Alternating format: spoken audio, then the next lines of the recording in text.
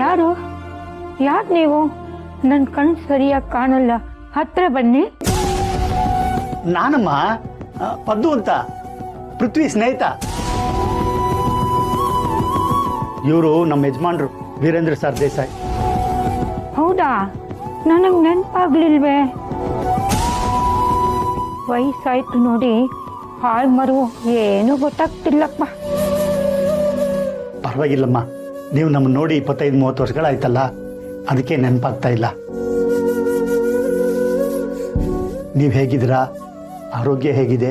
ಹೇಗೋ ಇದ್ದೀನಪ್ಪ. ಆ ಶಿವ ಬಂದು ಕರೆಯೋ ದಿನಕ್ಕೆ ಕಾಯ್ತಾ ಇದ್ದೀನಿ.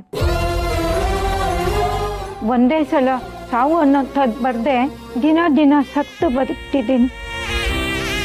ಚೇಚೆ ಬಿಡ್ತು, ಯಾಕೆ ಹಾಗೆ ಮಾತಾಡ್ತೀರಾ? ಏನ್ ಮಾಡ್ಲಪ್ಪ, ಒಂಟಿ ಮುದುಕಿ, ದಿಕ್ಕು ದೆಸೆ ಯಾರು ಇಲ್ಲ. ಸಾವು ತಾನೇ ನಮಗ್ ನೆಮ್ಮದಿ ಕೊಡೋದು. ಯಾಕಮ್ಮ?